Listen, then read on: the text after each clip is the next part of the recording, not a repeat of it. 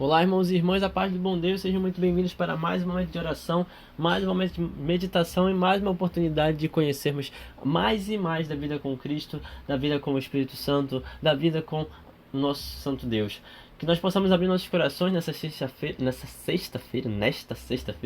da oitava semana do tempo comum, e que possamos deixar o Espírito Santo tomar conta de nós, deixar com que o Senhor Deus possa vir ensinar, possa vir falar para nós o que Ele realmente deseja, qual é a nossa missão neste mundo. Estamos reunidos em nome do Pai, do Filho e do Espírito Santo. Amém. Vinde, Espírito Santo, enchei os corações dos vossos fiéis e acendei neles o fogo do vosso amor. Enviai o vosso Espírito e tudo será criado e renovareis a face da terra. Oremos. Ó Deus, que instruísse os corações de vossos fiéis com a luz do Espírito Santo, fazei que apreciemos retamente todas as coisas segundo o mesmo Espírito, e gozemos sempre de sua consolação por Cristo Senhor nosso. Amém. Primeira leitura, primeira carta de São Pedro. Caríssimos, o fim de todas as coisas está próximo. Vivam com inteligência e vigiem, dados à oração. Sobretudo, cultivem o amor mútuo, com todo o ardor, porque o amor cobre uma multidão de pecados. Sejam hospitaleiros uns para com os outros, sem reclamações. Como bons administradores do multiforme graça de Deus, cada um coloque à disposição dos outros o dom que recebeu. Se alguém tem o dom de falar, proceda com palavras de Deus.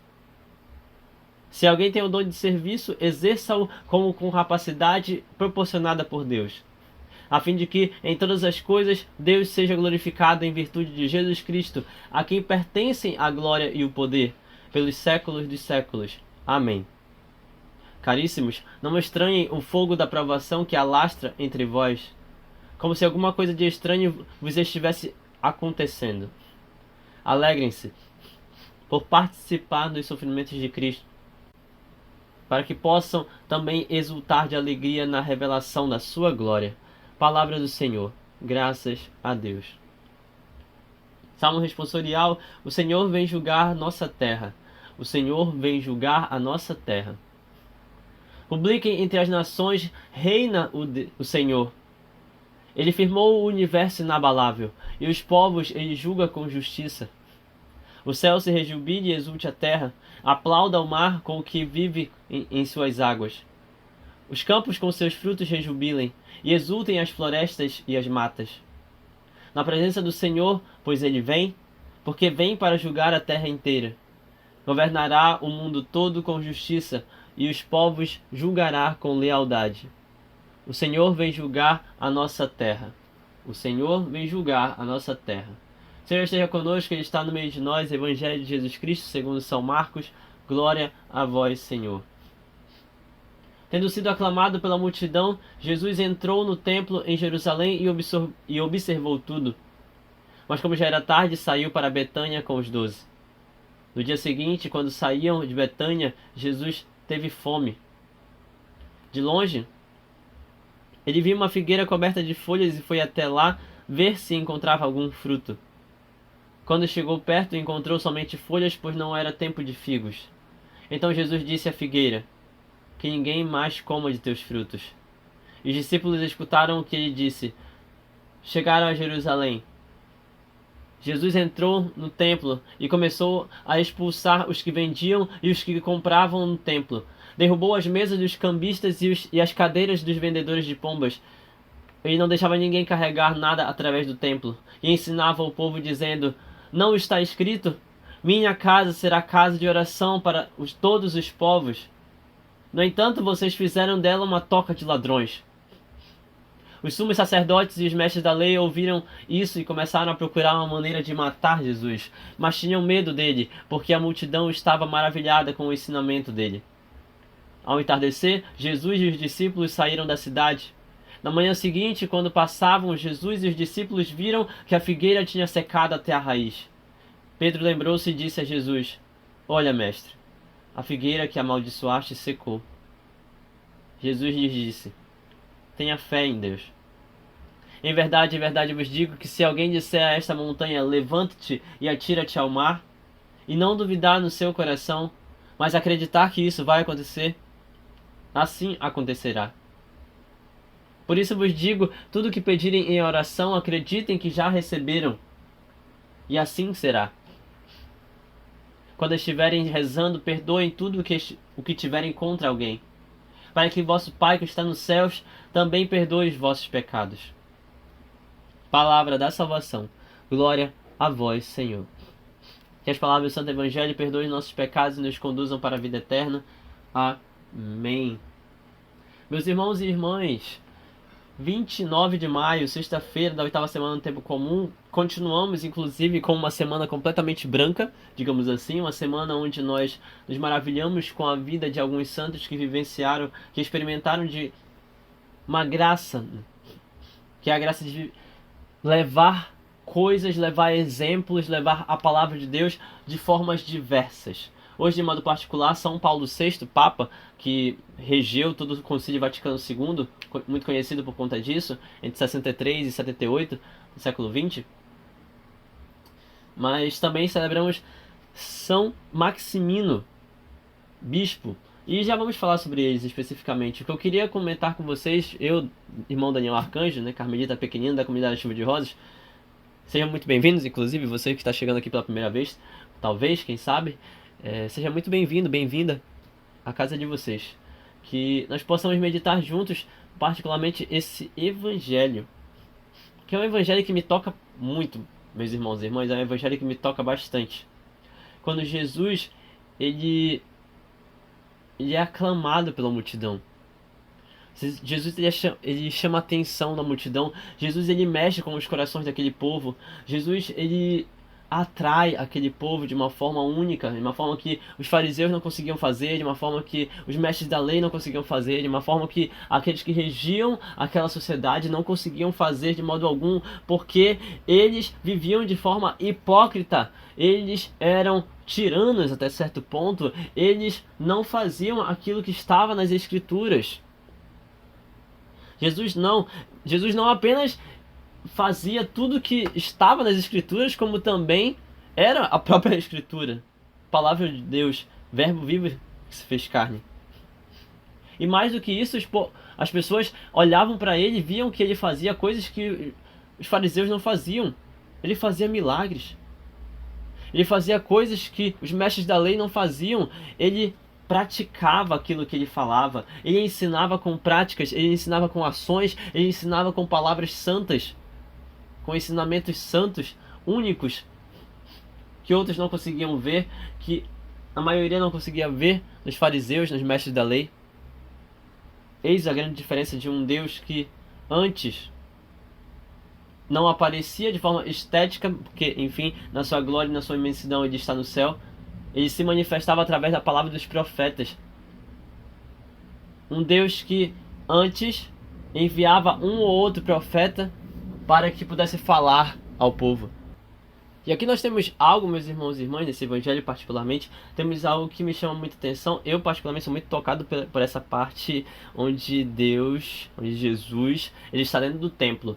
Mas antes disto, na maioria das vezes podemos deixar passar o fato de que Jesus olha para aquele ambiente, ele olha para aquela região, aquela área fora dos muros de Jerusalém, de modo geral. Ele olha para aquela figueira. Não era tempo de figo. Que ninguém mais coma de teus frutos, é o que ele diz. É uma figueira. Que ninguém mais coma de teus frutos. Jesus ele manifesta a fé e ele proclama, uma palavra de ordem. Ele proclama aos corações, ele proclama de modo particular nessa árvore. E aqui nós estamos enxergando verdadeiramente o Criador declarando que Ele quer que aconteça, não necessariamente com a árvore, mas o que Ele quer que aconteça com aquelas pessoas. Já é um adiantamento, digamos assim, uma prefiguração daquilo que vai ser visto no resto do Evangelho, quando Jesus ele está aqui falando para a figueira e dizendo às pessoas desta terra, as pessoas deste lugar, as pessoas que estão por aqui, elas estão impuras, elas são indignas de receber, de acolher, de se alimentar dos teus frutos, então que ninguém mais coma dos teus frutos. A figueira dá frutos muito doces, a figueira dá frutos muito que trazem prazer, digamos assim, àqueles que experimentam do figo. E aí, Jesus, então ele quebra com essa relação daquelas pessoas com a figueira. Que ninguém mais coma de teus frutos. Os discípulos escutaram o que ele disse, mas não disseram nada, né? Eles apenas escutaram. Chegaram a Jerusalém mais uma vez, Jesus entrou no templo e começou a expulsar, então, os que vendiam e os que compravam dentro do templo. Que ninguém mais come dos teus frutos. Ele começava a expulsar de dentro do templo de Jerusalém aqueles que vendiam, aqueles que barganhavam, aqueles que faziam da casa do Senhor uma casa de comércio. Gente, isso me toca muito, isso mexe muito comigo, porque eu me incomodo bastante todas as vezes que eu olho para uma religião, para uma casa, para um ambiente de oração, para uma igreja, e eu olho para essa igreja e vejo ela completamente sendo tratada como uma casa de comércio. Quando você vê, por exemplo, um político sendo apoiado por um padre, por um pároco, e é tratado quase como um salvador da pátria, só porque ele fez uma pequena doação, só porque ele fez uma pequena boa ação para uma igreja, para uma paróquia, para uma comunidade. Quando você vê, por exemplo, quando eu vejo, por exemplo, um pároco, um ministro, alguém que pede muito e geralmente pede dinheiro. Ou quando você vê um pastor que pede, ou quase ordena mesmo que se dê o dízimo. Ou quando você enxerga por aí algumas pessoas dizendo: olha, pega esse pano, o pano de Jesus, um pano não sei o que, um pano não sei da onde, ou então pega esse banho aqui que ele vai te abençoar, ele vai te lavar, não sei o que. Ei, as indulgências já passaram, o período de indulgências vendidas já passaram. Agora Deus é um Deus de misericórdia, Ele dá gratuitamente. Ele dá gratuitamente. A casa do Senhor não é uma casa de comércio. A casa do Senhor não é uma casa para bens materiais. A casa do Senhor não é uma casa onde a hipocrisia, onde a falsidade, onde os bens materiais são mais importantes do que o próprio Deus. Não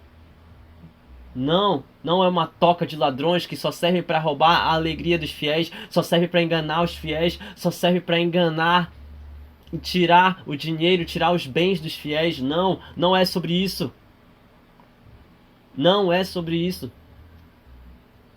É sobre fazer da casa do Senhor uma casa de oração. É sobre fazer da casa do Senhor uma casa de salvação. É fazer da casa do Senhor uma casa que realmente toca os corações e toca todas as pessoas, todos os povos.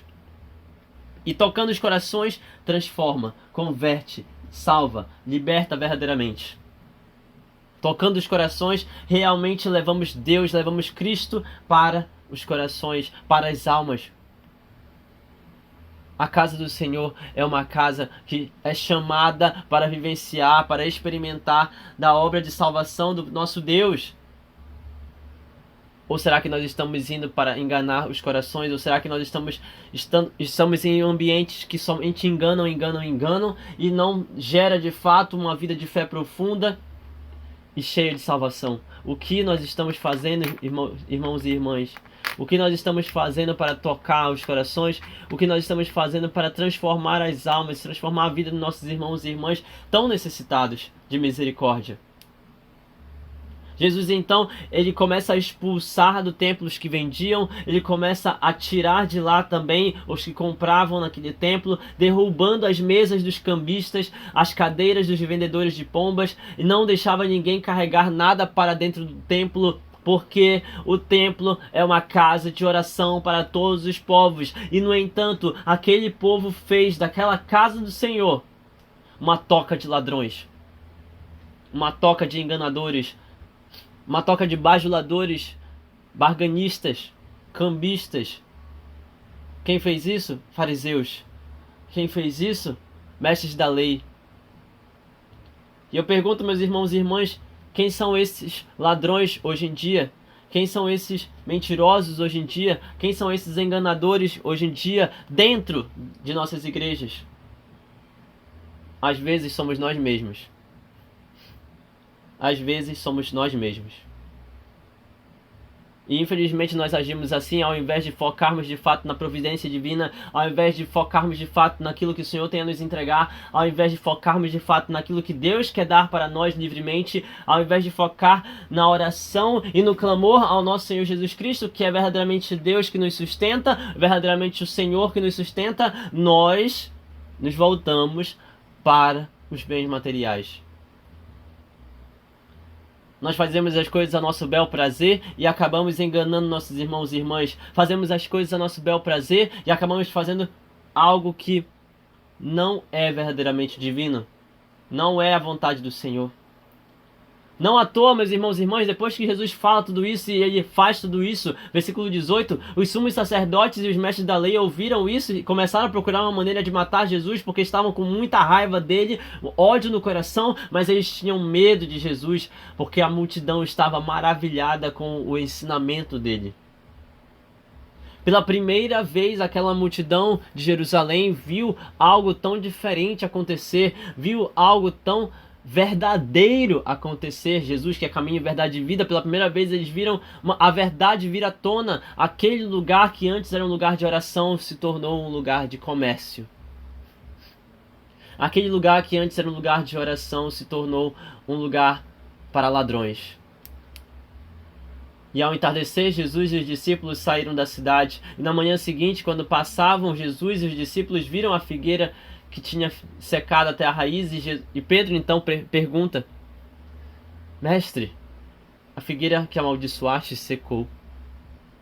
Jesus lhe disse, é como se Jesus estivesse falando que ele está tirando a vida de algo que é consequência das ações daqueles corações enganadores. Mas para corações retos, corações puros, Jesus fala: tenham fé em Deus. Se alguém disser a esta montanha, levanta-te e atira-te ao mar, sem duvidar no coração, mas acreditar que de fato isso vai acontecer, então, com fé, isso vai acontecer. Por isso, em verdade eu vos digo, tudo que pedirem em oração, acreditando que já receberam, assim será. Assim de fato acontecerá. Quando estiverem rezando, perdoem tudo que tiverem contra alguém. É interessante, meus irmãos e irmãs, pensar que o perdão é a porta que se abre para justamente as graças do Senhor entrarem. Quando nós perdoamos, então Jesus vem e faz a graça acontecer. Quando nós perdoamos e quando nós pedimos perdão, Jesus vem e nos alivia e deixa que a graça venha fluir através de nós de fato. Deixa que a fé venha fluir através de nós. Deixa que os milagres venham fluir através de nós. Desde que nós possamos liberar perdão. Desde que nós possamos perdoar, desde que nós possamos pedir o perdão. Quando estiverem rezando, perdoem tudo o que tiverem contra alguém, para que o vosso Pai que está nos céus também perdoe os vossos pecados. Meus irmãos e irmãs, a casa do Senhor não é um covil de ladrões. A casa do Senhor é uma casa de oração. A casa do Senhor deve ser reestruturada. A casa do Senhor deve ser edificada verdadeiramente no coração, na mente, na cabeça da igreja que é Jesus Cristo. A casa do Senhor deve ser verdadeiramente edificada mediante aquele que é verdadeiramente o Senhor. O nosso Senhor Jesus Cristo deve ser o centro. O nosso Senhor Jesus Cristo deve ser o motivo de nossa evangelização. O nosso Senhor Jesus Cristo deve ser, de fato, aquele que mexe com os nossos corações, aquele que vai ser glorificado, aquele que vai ser exaltado em tudo aquilo que fizermos. E isto, meus irmãos e irmãs, eu vejo muito isso naquilo que o Papa Paulo VI fez. Papa Paulo VI, de fato, foi esse que manifestou, foi esse que concluiu o Concílio Vaticano II. E foi o primeiro pontífice, olha só que interessante, ele foi o primeiro pontífice a viajar para os 5 continentes. Foi o primeiro pontífice a andar de avião. Foi o primeiro pontífice que, até certo ponto, ele gera reformas litúrgicas que manifestam a defesa dos direitos humanos. Foi o primeiro pontífice que, de fato, fazendo essas reformas litúrgicas, fala sobre paz com muito afinco, e ele fala do diálogo com muito afinco depois do período entre guerras. Estamos falando aqui de Papa Paulo VI, um Papa que olhou para a Igreja de Cristo e disse: este lugar de fato deve ser um lugar de oração, este lugar de fato deve ser um lugar para todos os povos. E essas reformas litúrgicas, meus irmãos e irmãs, em diversos casos são reformas necessárias justamente para que possam haver atualizações, porque a Igreja de Cristo é uma igreja que manifesta o poder do Espírito Santo, e o Espírito Santo ele se renova a cada dia. O Espírito Santo se manifesta a cada dia no tempo oportuno, no tempo em que estamos, na contemporaneidade. O Espírito Santo queria atualizar, ele quer atualizar a Igreja de Cristo. Vem o Concílio Vaticano II e nós temos então algumas reformas acontecendo na Santa Igreja, gerando novidades, gerando atualizações, gerando o novo de Deus, o renovo de Deus, o novo respirar. Não à toa, hoje, por exemplo, nós temos um novo missal que está alcançando cada vez mais igrejas por aí, cada vez mais paróquias e comunidades por aí. Nessa novidade, nessa mudança geral, nós temos o novo de Deus nos tocando, nós temos o novo de Deus nos transformando verdadeiramente. Isso precisa nos alcançar, isso precisa ser real em nós, isso precisa ser forte em nós. Essa luta contra aquilo que não é de Deus, essa luta contra aquilo que não vem do alto, essa luta que mostra de fato a verdade, que revela de fato a verdade. A casa do Senhor não é um covil de ladrões, a casa do Senhor é uma casa de oração. O mesmo vale para São Maximino, bispo, século IV, ele que é considerado um dos grandes defensores da igreja, porque ele lutou contra uma heresia, o arianismo, ele lutou contra uma heresia. Meus irmãos e irmãs, diante do pecado, diante da falta, diante dos ladrões de fato, diante daqueles que podem roubar o coração dos fiéis, diante daquele que podem nos roubar da centralidade de Cristo, diante daqueles que pode acabar nos derrubando e nos levando a pecar, nós precisamos ter a coragem de defender Cristo, nós precisamos ter a coragem de falar a verdade, nós precisamos ter a coragem de manifestar o novo do Senhor, o renovo do Espírito Santo, nós precisamos ter a coragem de falar do novo de Deus. Nós precisamos ter a coragem de levar Cristo para todos os corações e de fato manifestar a novidade de Cristo. Não importando em que continente nós estamos falando, não importando em que lugar nós estamos falando, não importando o que nós precisamos fazer para manifestar o novo do Senhor, para manifestar a palavra de Deus. Nós precisamos nos doar, da mesma forma como Paulo VI, da mesma forma como São Maximino, da mesma forma como São Pedro. Na primeira carta de hoje, continuando, a leitura da primeira carta de São Pedro, nós precisamos manifestar a verdade, nós precisamos manifestar a vontade do Senhor, ser hospitaleiros, acolher, gerar amor nos corações, porque isso de fato é o que leva a perdoar e a libertar-nos da multidão de pecados que nós carregamos. Sem murmuração, sem reclamação, sem dor, sem desavenças, nós precisamos manifestar o amor, manifestar com graciosidade, ter uma boa manifestação, administração da graça dos múltiplos carismas de Deus. Que nós possamos nos colocar à disposição uns dos outros e que nós possamos cada vez mais levar Jesus Cristo, para que Deus seja glorificado pelo nome do Senhor Jesus, para que possam alcançar, para que todos possam ver a glória e o poder de Deus pelos séculos dos séculos. Amém. Amém. E um último aviso que é interessante, que serve também como manifestação de de São Maximino, é a capacidade de nos alegrar por participar do sofrimento de Cristo. Nos alegrar nos sofrimentos, nos alegrar nas tristezas, nos alegrar nas situações complicadas, nos alegrar nas tribulações, por saber que assim nos unimos mais a Cristo, e nos unindo a Cristo também exultar de alegria no dia final, pela revelação da sua glória para nós. Meus irmãos e irmãs, quando nós alcançarmos o céu, diante de todas as batalhas, diante de todas as lutas e diante de todas as obras que nós tivermos a oportunidade de fazer, assim como Jesus que expulsou os comerciantes do templo, assim como Jesus que falou a verdade, assim como São Maximino lutou contra o arianismo, contra as heresias, assim como Paulo VI atualizou, gerou reformas na Igreja Católica, a nossa Santa Igreja. Que nós possamos ter a coragem também de lutar, de evangelizar, de clamar mais e mais a Jesus Cristo e participar do sofrimento de Cristo para exultar de alegria no dia final, na glória eterna do céu.